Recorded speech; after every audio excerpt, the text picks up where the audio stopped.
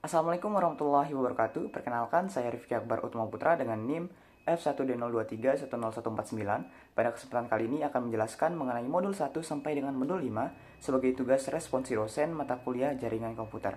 Baik, kita mulai dari modul 1. Yaitu modul 1 kami mempelajari mengenai cabling atau kabel. Nah, pada saat kami mempelajari cabling pada modul 1, kami mempelajari yang namanya adalah media transmisi. Nah, media transmisi adalah media yang dapat digunakan untuk mengirimkan informasi dari suatu tempat ke tempat yang lain. Media transmisi dibedakan menjadi dua, yaitu media transmisi berkabel dan media transmisi tidak berkabel. Nah, media transmisi berkabel yaitu media transmisi yang menghubungkan pengirim dan penerima secara fisik berupa kabel.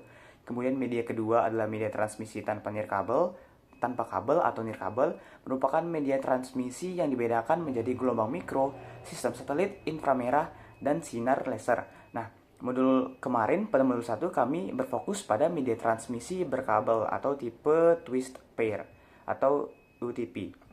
Nah, kemarin kami mempelajari mengenai kabel UTP, yaitu merupakan jenis kabel jaringan yang menggunakan bahan dasar tembaga yang tidak dilengkapi dengan shield atau pelindung internal. Jadi UTP merupakan jenis kabel paling umum dan sering digunakan di dalam suatu jaringan lokal atau LAN karena harganya yang cukup murah, fleksibel, dan memiliki kinerja yang relatif bagus dibandingkan dengan jenis kabel yang lainnya.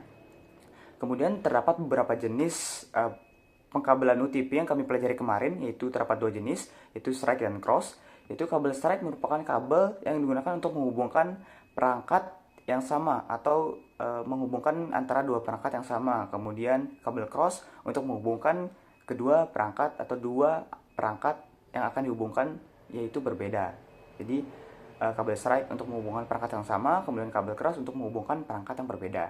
Nah, kemudian kita masuk ke modul 2. Pada praktikum kemarin kami mempelajari tentang VLAN atau virtual LAN.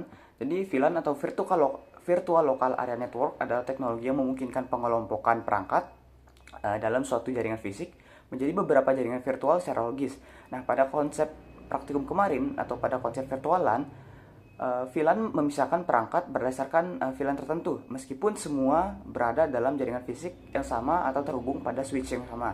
Jadi dengan adanya VLAN, perangkat yang berbeda di dalam satu VLAN itu dapat saling berkomunikasi tanpa harus terpengaruh oleh perangkat lain di VLAN yang berbeda. Prinsip kerja VLAN atau virtual local area network ini adalah dengan membagi jaringan menjadi beberapa jaringan virtual secara logis untuk mengelompokkan perangkat berdasarkan fungsi atau kebutuhan fisiknya. Kemudian dalam implementasinya, VLAN menggunakan teknik tagging, yaitu penambahan informasi VLAN ID ke setiap frame data yang memungkinkan switch untuk mengenali dan mengarahkan lalu lintas data ke VLAN yang tepat. Jadi VLAN memungkinkan perangkat dalam jaringan fisik yang sama beroperasi seolah-olah berada di jaringan yang berbeda. Jadi sehingga lalu lintas data lebih teratur dan juga tersegmentasi. Kemudian kita masuk ke modul 3, yaitu Cisco VTP dan Inter-VLAN Routing. Jadi routing atau router adalah perangkat yang digunakan untuk membagi protokol kepada anggota jaringan yang lainnya. Dengan adanya router, maka sebuah protokol dapat di-sharing kepada perangkat jaringan yang lain. Nah, ciri-ciri router ini adalah dengan adanya Fasilitas Dynamic Host Configuration Protocol atau DHCP yang dapat membagi IP address secara otomatis. Jadi, konsepnya adalah seperti itu. Nah, kemudian terdapat istilah terang atau trunking di dalam modul 3 ini. Jadi, VLAN Trunking Protocol atau VTP adalah protokol yang digunakan dalam jaringan berbasis VLAN atau Virtual Local Area Network untuk memudahkan pengelolaan VLAN pada switch dalam suatu domain VTP. Jadi protokol ini merupakan properti milik Cisco dan memungkinkan administrator jaringan untuk menghapus, untuk mengubah VLAN pada suatu switch dan secara otomatis memperbarui informasi VLAN tersebut ke semua switch lain dalam domain VTP. Nah, jadi pada modul 3 kami mempelajari mengenai Cisco VTP dan Inter-VLAN Routing, yaitu hubungan antara router, kemudian trunking, dan juga VLAN yang saling bagaimana cara mereka berhubungan satu sama lain. Nah, kemudian kita lanjut ke modul 4. Di modul 4 yaitu terdapat istilah static routing. Jadi pada modul 4 kemarin kami mempelajari mengenai static routing yang tentunya pasti berhubungan dengan modul-modul sebelumnya yang kami pelajari, yaitu modul 1 cabling, modul 2 VLAN, kemudian modul 3 Cisco VTP dan juga inter VLAN routing. Nah, pada modul 4 ini kami masuk ke static routing. Jadi static routing atau static route adalah rute-rute ke host atau jaringan tujuan yang dimasukkan secara manual oleh administrator jaringan ke route table suatu router. Nah, jadi static route ini mendefinisikan alamat IP hop router berikutnya dan interface lokal yang digunakan untuk memforward atau meneruskan paket ke tujuan tertentu, atau istilahnya itu hop router berikutnya. Nah, jadi pada modul 4 ini kami mempelajari static routing dan terdapat istilah hop. Jadi istilah hop itu dalam jaringan komputer adalah istilah yang digunakan untuk menggambarkan satu langkah perjalanan paket data dari satu perangkat jaringan seperti router atau switch ke perangkat jaringan berikutnya dalam perjalanan menuju tujuan akhirnya. Jadi setiap kali setiap kali sebuah paket melewati sebuah perangkat jaringan itu dianggap sebagai satu hop. Nah, jadi pada modul 1 sampai dengan modul 4 kami mempelajari kemarin saling berhubungan satu sama lain. Dari modul 1 yaitu cabling, modul 2 VLAN, modul 3 Cisco VTP, dan modul 4 ya adalah static routing. Jadi mempelajari mengenai rute-rute host atau jaringan IP bakal kemana dengan adanya alamat IP hop yang terhubung dengan router dan interface lokal yang digunakan untuk meneruskan paket tujuan ke tujuan tertentu atau hop router berikutnya seperti yang sudah dijelaskan tadi. Kemudian kita bakal masuk ke modul 5 atau modul terakhir, yaitu ACL atau Access Control List. Jadi modul 5 ini merupakan modul terakhir pada praktikum jaringan komputer kemarin.